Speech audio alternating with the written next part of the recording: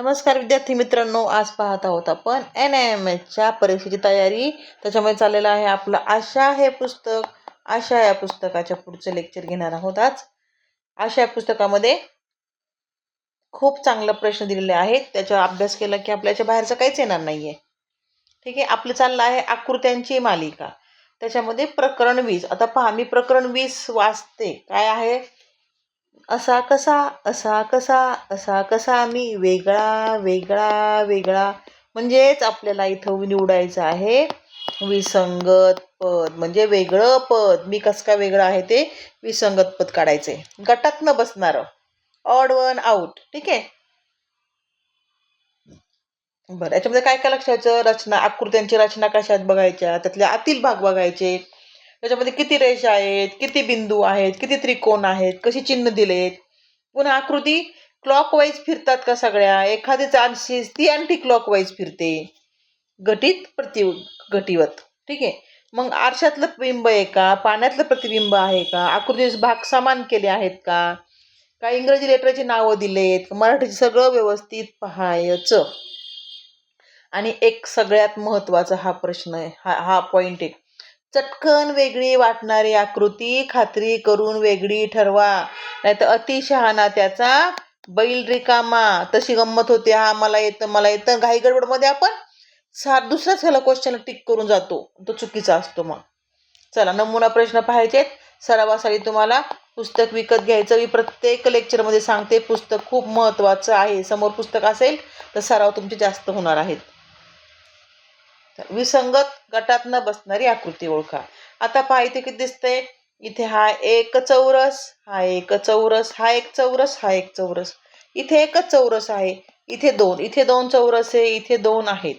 म्हणजे आकृती 3 आपला उत्तर येणार आहे वेगळा वेगळा.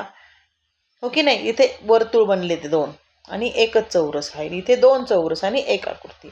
उत्तर काय आलं आपलं? पर्याय 3. पुढचा पहिल्या आता सॉरी डायरेक्ट स्पष्टीकरण वाटलंय.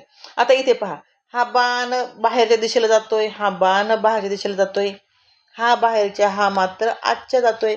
इनवर्ड आहे, म्हणजे उत्तर आलं आपलं चौथं.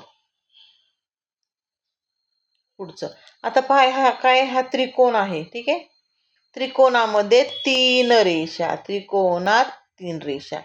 इथं चौकोन आहे, चौकोनात 3 रेषा. इथं 1 2 3 4 5. पंचकोनात 1 2 3 4. पंचकोनात 4 रेषा. इथे 1 2 3 4 5 6. षटकोनात 1 2 3 4 5 रेषा. म्हणजे जेवढी बाहेरची आकृतीच्या रेषांची संख्या आहे त्यापेक्षा 1 ने कमी.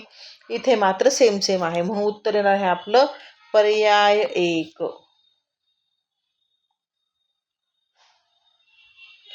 पुढचा प्रश्न, HHII उलटा जे के. आता इथे पहा, सरळ सरळ दिसतंय, सगळे रिपीट झालेत. इथे मात्र हा उलटा होऊन रिपीट झालाय, म्हणून हा कोण आहे? वेगळा. एखाद्याला हौस असते काहीतरी वेगळंच करायची, हे की नाही, नियम तोडायचे, परत मोबाईलला स्टेटस टाकायचा, ब्रेक द रूल इज माय असेल ते, जाऊ द्या. ओके नाही, बरं चला. आता पुढचा प्रश्न, 5वा प्रश्न चाललेला आहे. आता पहिथे काय?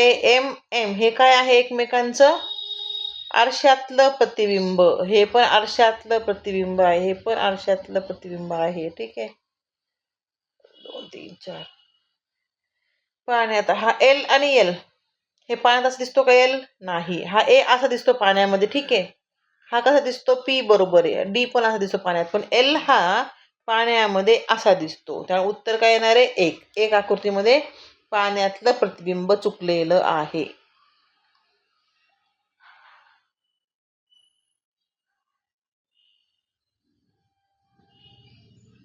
पुढचा प्रश्न, 1 2 3 मध्ये यांचा क्रम प्रतिघटिवत आहे, परंतु आकृती 4 मध्ये तो क्रम, सॉरी डायरेक्ट स्पष्टीकरण. ठीक आहे, आता पहा, इथे स्टार त्रिकोण स्वस्तिक, स्टार त्रिकोण स्वस्तिक, स्टार त्रिकोण स्वस्तिक. इथे मात्र स्टार त्रिकोण स्वस्तिक, इथं मला उलट जावं लागत आहे. ओके नाही, म्हणजे हे कसं आहे? असे चालले, स्टार त्रिकोण, हा पण असा चाललेला आहे. हा पण असा चाललेला ना, हा मात्र असा उलटा चाललेला आहे. पर्याय क्रमांक येणार 4. जर कोणाला असं नसेल समजत नाही, तुम्हाला मी अजून एक आयडिया सांगते. स्टार, त्रिकोण, चौकोन किंवा कोणत्या आकृती आल्या ना, तर काय करायचं बघा, याला नंबरिंग करायचं. स्वस्तिकला 1, स्वस्तिकला 1, स्वस्तिकला 1, स्वस्तिकला 1, स्टारला 2, स्टारला 2, स्टारला 2, स्टारला 2, त्रिकोण 3, 3, 3, 3. पहा 1 2 3, 1 2 3, 1 2 3. घड्याच्या काट्याप्रमाणे हात वळतोय. इथे मात्र असं उलट जावतंय, म्हणून पर्याय नंबरिंग करून पण करू शकता तुम्ही. पुढचा प्रश्न एकदम सोपा आहे. पहा, प्रत्येक चौकोनामध्ये इथं काटकोन त्रिकोण, काटकोन त्रिकोण, काटकोन त्रिकोण म्हणजे काय, राईट अँगल ट्रँगल आहे. काय, राईट अँगल ट्रँगल म्हणजे 90 डिग्रीचा कोन दिलेला आहे. इथे मात्र त्यांनी वेगळा दिला, म्हणून ऑप्शन क्रमांक 2. हे तर पहिलीचं मुलगाही सांगेल, इतकं सोपं आहे क्वेश्चन. हातचे मार्क्स आहेत, पोरांनो चुकवायचं नाही, काळजी घ्यायची. हातचे मार्क्स आपल्याला भेटलेच पाहिजेत. आता पहा, हा पी उभा केलेला आहे, त्याच्या डाव्या साईडला वर त्रिकोण एक लाईन दिलेली आहे. हा जर असा आपण असा फिरवला, उलटा केला, तर याच्या पण काय होणार आहे, डाव्या साईडलाच त्रिकोण येणार आहे. हा फिरवला, याच्या पण डाव्या साईडला येईल.